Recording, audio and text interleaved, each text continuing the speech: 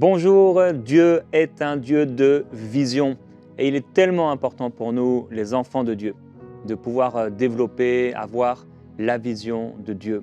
Je prie qu'en cette semaine et aujourd'hui, Dieu puisse vous donner sa vision et qu'on puisse, comme Dieu pense, penser de la même façon. Comme Dieu voit, voir de la même façon.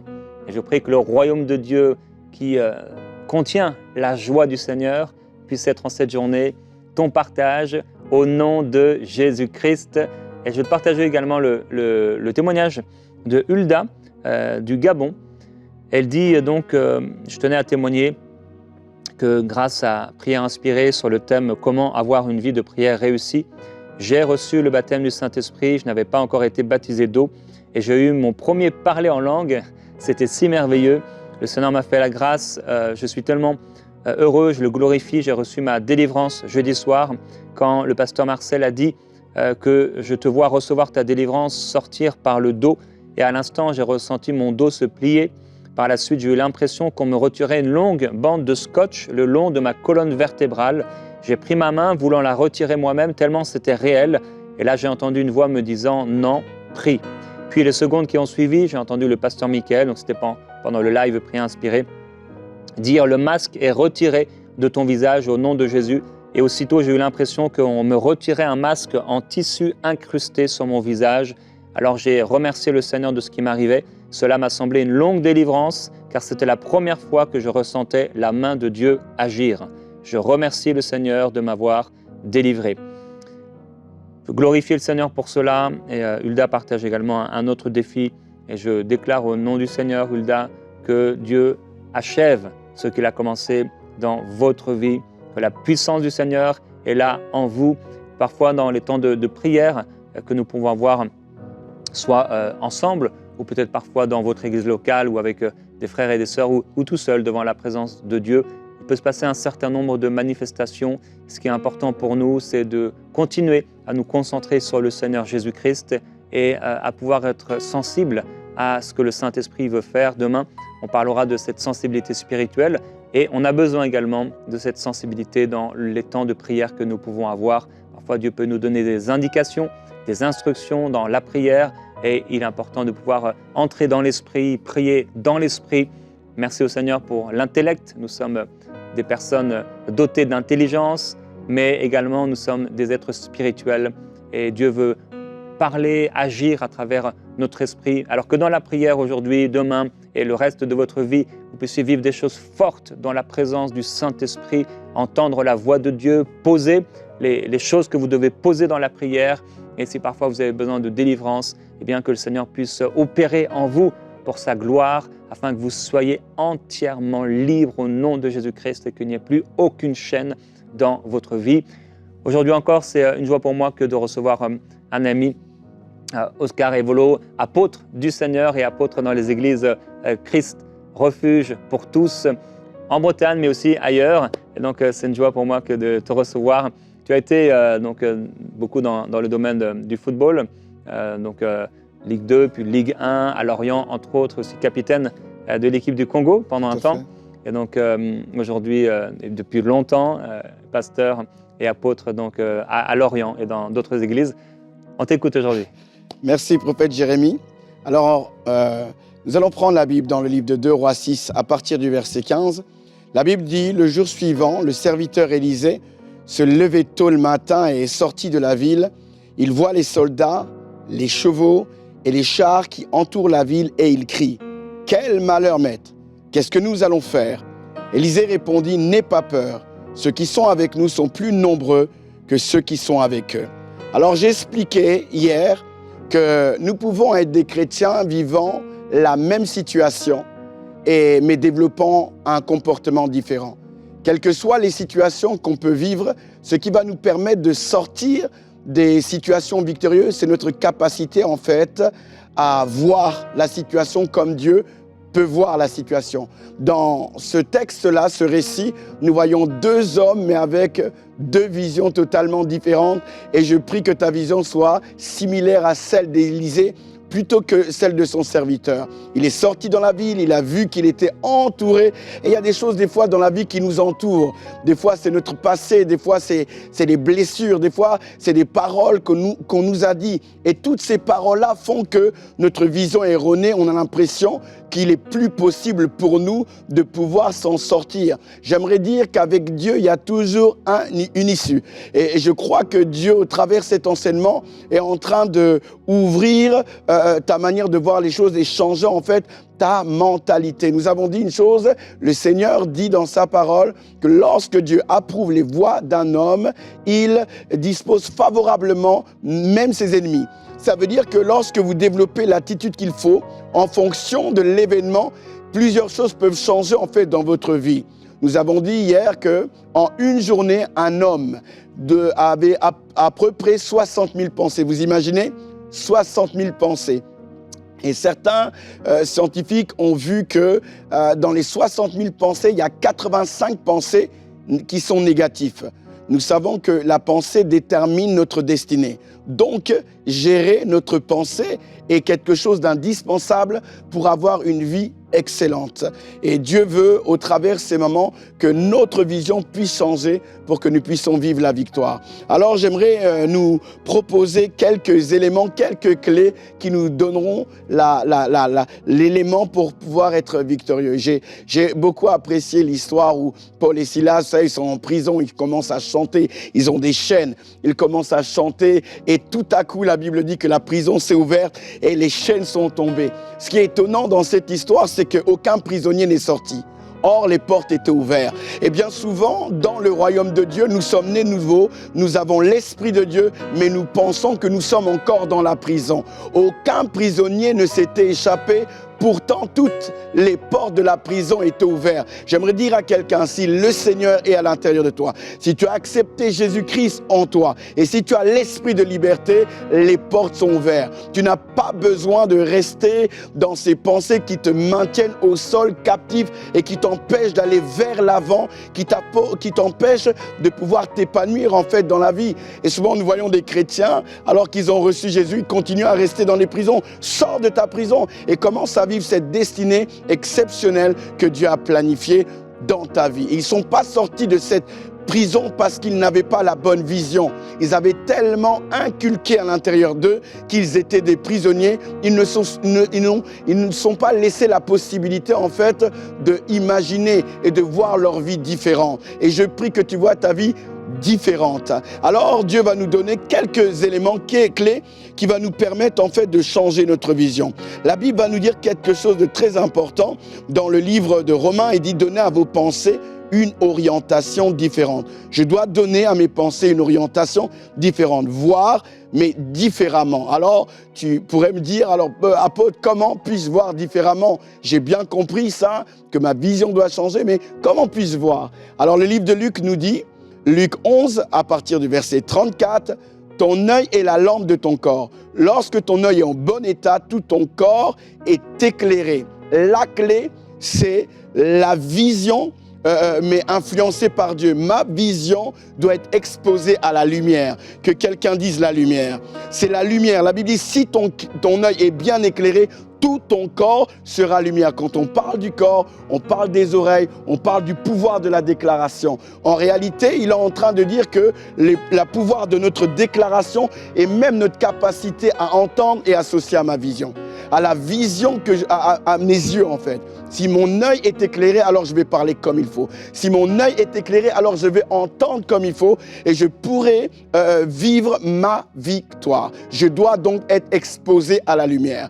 Si tu veux changer ta vision, tu dois tout faire pour être exposé à la lumière. Alors, quelle lumière? La lumière de Dieu, la lumière christique, celle qui a jailli dans le livre de Genèse, quand il dit au commencement, Dieu créa les cieux et la terre était informe et vide, tohu-bohu, et l'Esprit de Dieu se mouvait au-dessus des eaux. Et la Bible dit que la lumière soit. Et lorsque la lumière est arrivée, les ténèbres se sont dissipées. Si ton œil, ton oreille, ton corps, ton être est en contact de la lumière, alors ta vision va changer. La différence entre Élisée et son serviteur, c'est que lui avait accès à la lumière de la prophétie, à la lumière, bien-aimé, de Dieu qui lui donnait de voir ce que les autres ne pouvaient pas voir. Voilà pourquoi il était sobre, voilà pourquoi il était calme. Et nous devons être exposés à la lumière.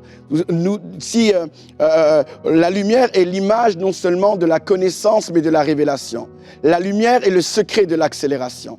La lumière est le secret de la transformation. La lumière est le secret pour rentrer dans sa destinée. Si on éteint cette salle-là, personne ne pourra avancer comme il faut. On va avancer à petits pas, on va tâtonner parce qu'on va être dans les ténèbres. Mais dès que la lumière jaillit, alors on peut courir comme il faut. Il y a un accès à la vitesse lorsqu'il y a la lumière. Voilà pourquoi nous devons être exposés à la lumière. Celui qui est exposé à la lumière change sa vision. Il voit les choses différemment. Il fait les choses plus rapidement. Il a une perception différente. Et le problème, c'est que des fois, on peut être né de nouveau et pas être exposé à la lumière. Alors, il y a plusieurs types de lumière. Proverbe nous parle, dans le livre de Proverbes, au verset 20, on nous parle d'un type de lumière. La Bible dit, d'ailleurs, même dans le psaume, avant de Proverbe, je peux même vous prendre le psaume 36 à partir de verset 9. Il dit « Car auprès de toi est la source de la vie, et par ta lumière, nous voyons la lumière. » Par ta lumière, nous voyons la lumière. Donc nous voyons, il y a deux types de lumière. Il y a la lumière de Dieu qui est la lumière christique. Mais cette lumière-là, lorsqu'on a accès à cette lumière-là, elle nous donne d'accéder à une autre lumière. Et l'autre lumière dont le psaume est en train de parler, c'est la lumière des opportunités. C'est la porte qui nous permet de sortir de la situation. C'est cette lumière que Élisée avait, et il pouvait donc voir les opportunités. Il pouvait voir les chars de feu, l'armée de l'Éternel qui était derrière. Je prie que tu sois exposé à la lumière de Dieu pour voir les opportunités qui sont devant tes yeux, plutôt que de regarder les choses compliquées. Par ta lumière, nous voyons la lumière. C'est même là où Ésaïe dit lève-toi, sois éclairé, ta lumière arrive. Il dit sois éclairé. Il parle de quoi, la lumière de Dieu? Il dit maintenant ta lumière arrive. Et nous voyons une deuxième type de lumière qui est en réalité des opportunités, des situations qui sont devant nous et peut-être que nous n'avons pas vu. Et ces choses-là nous donnent d'avoir une vision différente. La Bible dit Enfin, Proverbe 20, on nous parle de la lumière de la conscience.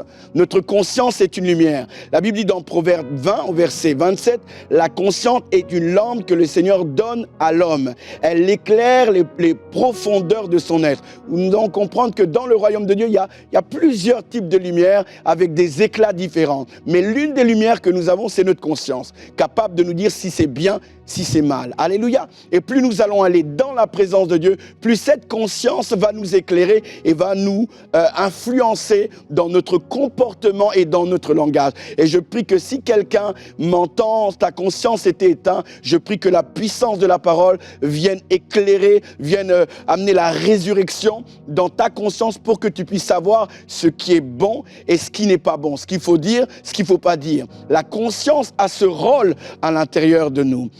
J'espère que quelqu'un me suit. Et ça, c'est le premier type de lumière que nous pouvons en fait expérimenter. Il y a une autre lumière. C'est la lumière en fait de la parole. La parole est une lumière. La Bible dit au commencement, la parole était avec Dieu et la parole était Dieu et en elle était la vie. En elle était la lumière des hommes. Donc on voit que la parole constitue la lumière. Et donc si quelqu'un se connecte constamment à la parole, cette personne-là va opérer dans la lumière et son comportement va changer. Sa vision sera une vision victorieuse.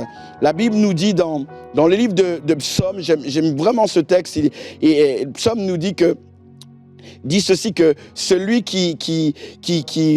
heureux l'homme qui ne marche pas selon les conseils de méchants et qui ne va pas se tenir sur le chemin des pécheurs, mais qui s'assoit pas en compagnie des moqueurs. Toute sa joie, il la met dans la loi de l'Éternel, qui la médite jour et nuit. Il prospère comme un arbre planté près d'un eau courant. La Bible dit ici que lorsque on médite la parole de Dieu, on est semblable non seulement à un arbre, mais qui donne son feuillage toute la saison, qui excelle en réalité.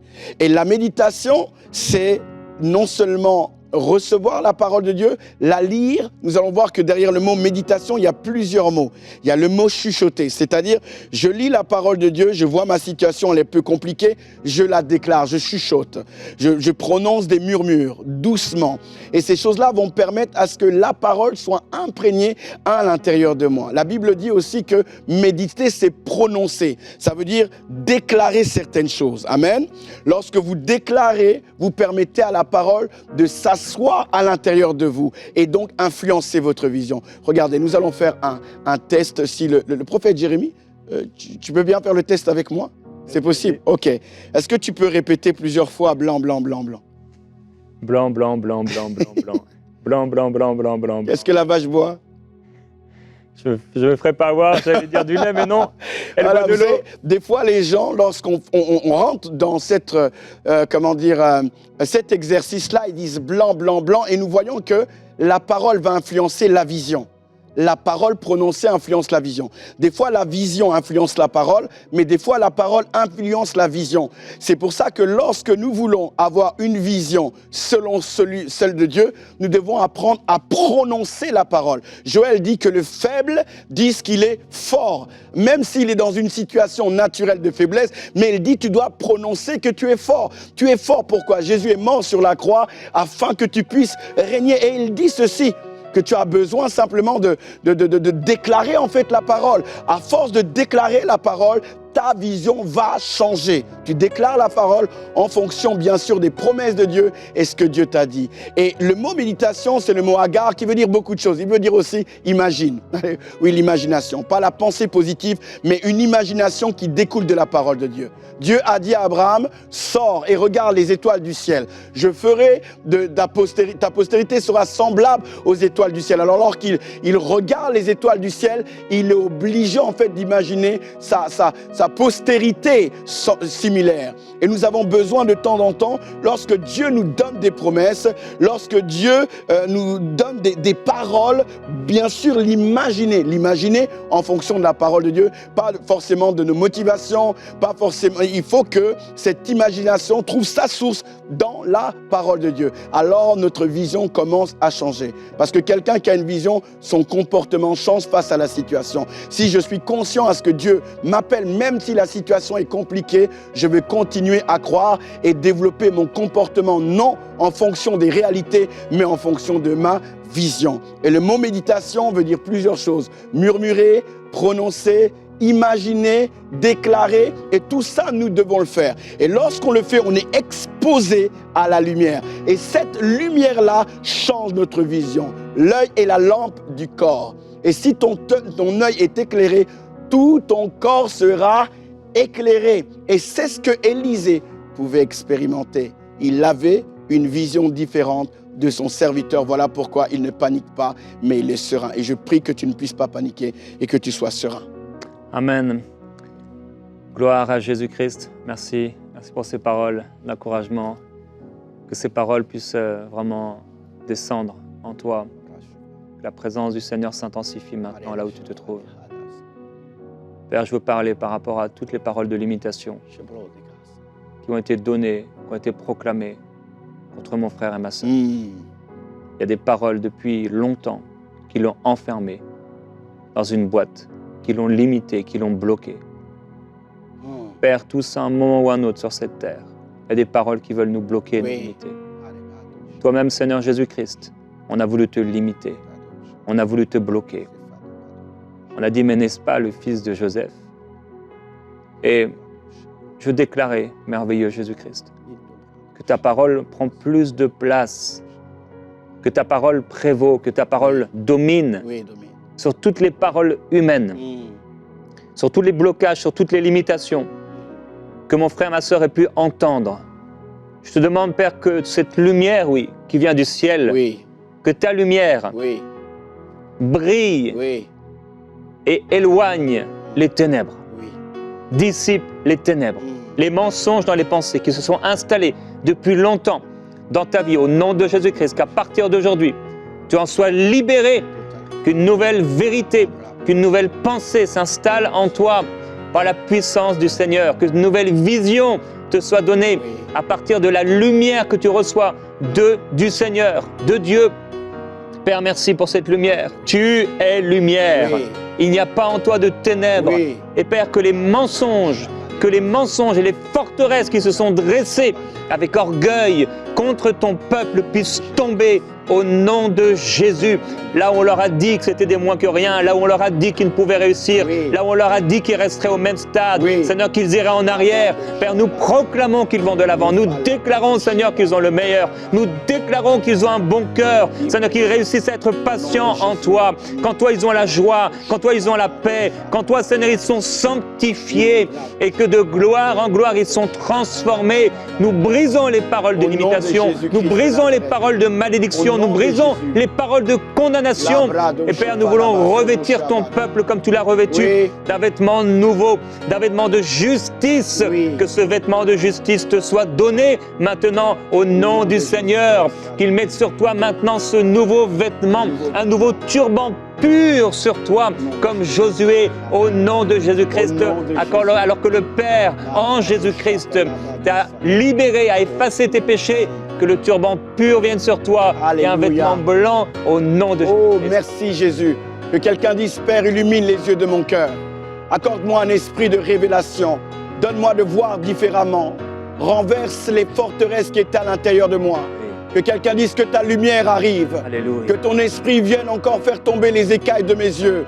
Je veux voir comme tu vois, quelles que soient les situations. Alors que j'étais peut-être dans les ténèbres, qu'aujourd'hui, maintenant, alors que j'entends ce message, alors que je suis connecté à cette émission, les écailles tombent des yeux, ma lumière paraît. Que le secret de l'accélération soit mon partage, que ma vie change de cadence à cause de la lumière de Christ qui est répandue maintenant sur moi au nom de Jésus. Père, illumine les yeux du cœur de toute personne qui nous entend maintenant. Seigneur, fais tomber le voile, ô Dieu, que quelqu'un puisse expérimenter ta gloire.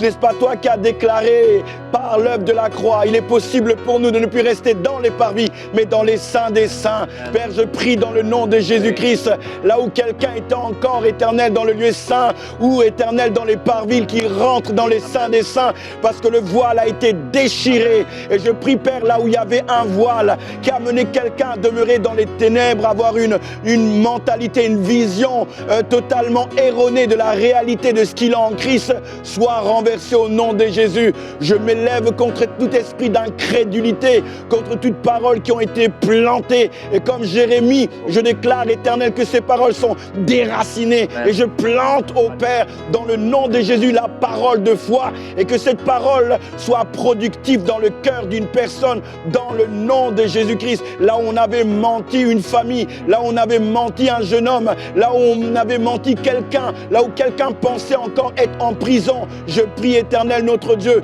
comme quand les prisons ont été ouvertes avec Paul et Silas, je prie, Éternel, que tous puissent sortir et vivre, Éternel, la liberté que tu donnes, parce que tu as dit dans ta parole, là où a l'esprit, c'est là où il y a la liberté. Et nous déclarons, Père, que ton peuple, ô Dieu, sort de toute forme, éternelle, de fausse, éternelle, de toute forme de captivité dans le nom de Jésus. Que ta lumière soit répandue, que ta lumière brille. Expose nos cœurs, expose-nous, Seigneur, ranime notre conscience si elle était morte, si elle était affectée, cette voix capable de nous dire ce qui est bien et mal. Nous prions, ô Dieu de gloire, au travers ces moments, qu'une conscience soit réanimée au nom de Jésus par le pouvoir de ta parole, au nom puissant de Jésus-Christ. Ô Dieu, tu le fais et tu le fais merveilleusement, tu le fais exceptionnellement. Seigneur notre Dieu, tu relèves quelqu'un, tu relèves une personne de là où il était. Indabrado shabaroga, levaro shablega, maso falabrado shifalega, mando shifalabrado. Une personne, tu as une boîte avec des médicaments, il y a des trous dans cette boîte transparente et tu prends des médicaments pour chaque jour ou plusieurs médicaments différents. Et quand le médecin a déclaré ces choses, t'a donné le diagnostic, ce qu'il fallait te prendre, il n'y avait aucun doute en toi. Ce qu'a dit le médecin, c'était comme si Dieu avait parlé lui-même. Et je prie maintenant qu'il y ait une nouvelle lumière. Tu vas écouter ce médecin, tu prends ses médicaments et il n'y a pas de condamnation. Mais ce que le Seigneur veut te dire, c'est que de la même manière que tu as écouté ce médecin, et c'est comme si c'était comme on dit, parole d'évangile, comme si Dieu avait parlé lui-même. Et c'est pour ça que tu les prends chaque jour. Et tu prends plusieurs fois ces médicaments. Et Dieu a un autre médicament. Et Dieu a une autre perception, une autre vision. Et je veux t'inviter à demander au Seigneur, Seigneur, qu'est-ce que tu en penses? C'est quoi? Qu'est-ce que tu veux me dire? Qu'est-ce que tu veux faire au milieu de ma situation? Et Père, je veux te remercier et te glorifier pour cette personne, mais également toutes les autres qui, jour après jour, sont dans ces médicaments. Père, je prie que ta lumière les éclaire et que ce qu'ils font soit fait avec une pleine conviction. Toi, tu connais et tu sais exactement quel est le chemin pour sortir des situations difficiles. Et je te demande, Seigneur, ta vision. Oui, ta vision. Au-delà de toute vision de médecin, au-delà de toute vision de psychologue, au-delà de toute vision d'homme, au-delà de toute vision d'un juge, d'un homme ou d'une quelconque femme, Père, je te demande et nous te demandons ta vision. Mon frère, ma sœur, prie pour obtenir la vision de Dieu. Un médecin t'a donné une vision, je ne la remets pas en question. Ce que je te dis, c'est demande au Seigneur quelle est sa vision de la situation que tu traverses. Certains, vous êtes malades depuis longtemps et vous n'avez pas pris le temps devant Dieu de lui demander sa vision. Ouvre mes yeux, Seigneur. Parce que d'un puits qui n'a plus une seule goutte d'eau, Dieu peut te montrer un puits rempli d'eau. Que Dieu te donne sa vision au nom de Jésus-Christ. Au nom de Jésus. Et que la gloire du Seigneur, oui, t'éclaire. Éclaire ta vie et change tes pensées. Oh oui. Merci, Oh Seigneur. oui. J'aimerais encourager quelqu'un comme cet aveugle qui était né. Jésus lui avait mis de la boue et il lui avait donné des orientations pour qu'il aille se laver. Et plusieurs personnes, lorsqu'ils ont vu cet aveugle, ils ont certainement dit, le Seigneur ne t'aime pas parce qu'il ne t'a pas guéri radicalement. Et même s'il n'était pas guéri radicalement, lui avait reçu la vision. Lorsque vous recevez la vision, même si vous êtes encore dans le noir, sachez que votre situation a changé. Alors qu'il avait de la boue sur ses yeux, il savait qu'il était guéri. Et j'aimerais vous encourager avec cette parole-là, quel que soit ce qu'on va vous dire. Dieu vous a parlé. De la même manière, si Dieu te dit demain, tu seras guéri, et qu'il est 1h du matin, même s'il fait encore noir, le lendemain est déjà arrivé. Alléluia, ne te laisse pas influencer par ce que tu vois naturellement. On a déjà changé de jour. Et j'aimerais dire à quelqu'un, Dieu a déjà changé de jour. Même si tu vois le noir, on a passé un autre jour. Alléluia. Alléluia. Il y a des guérisons qui sont reçues par une parole de connaissance. Il y a des guérisons qui sont reçues quand quelqu'un t'impose les mains. Yes. Il y a des guérisons qu'on reçoit en méditant la parole. Il y a aussi beaucoup de guérisons qui se reçoivent en changeant nos pensées et en accordant nos pensées avec la parole de Dieu. Yes. Personnellement, je n'ai jamais condamné aucun malade. Vraiment, pas du tout. C'est au contraire, on veut que cette personne puisse être guérie et libérée. Et parfois, eh bien, Dieu passe par simplement le renouvellement de notre pensée par rapport à cette maladie. Amen. En se disant, non, c'est pas normal, le Seigneur m'a guéri. Et Seigneur, ni par force, ni par puissance, change mes pensées. Amen. Ouvre mes yeux, éclaire-moi. Donne-moi, Seigneur, ta pensée. Et quand tout à coup, on reçoit la révélation, eh bien, comme oui, on l'a entendu, nous sommes déjà dans ce jour de la résurrection, Yes. ce jour de la guérison, ce jour de la délivrance. Et parfois, ça peut prendre du temps. On change nos pensées. Cette chose est toujours là. Cette douleur est toujours là. Ces tâches sont toujours là. Ce problème est toujours là. Mais à force de méditer la parole, de recevoir la parole, Yes. nous sommes transformés en la même image, de gloire en gloire. Que cela soit ton partage au nom de Jésus-Christ. Et reviens-nous avec un témoignage pour la gloire de Dieu, parce que par ses meurtrissures, tu as été guéri, c'est ton héritage et Dieu t'aime. Amen.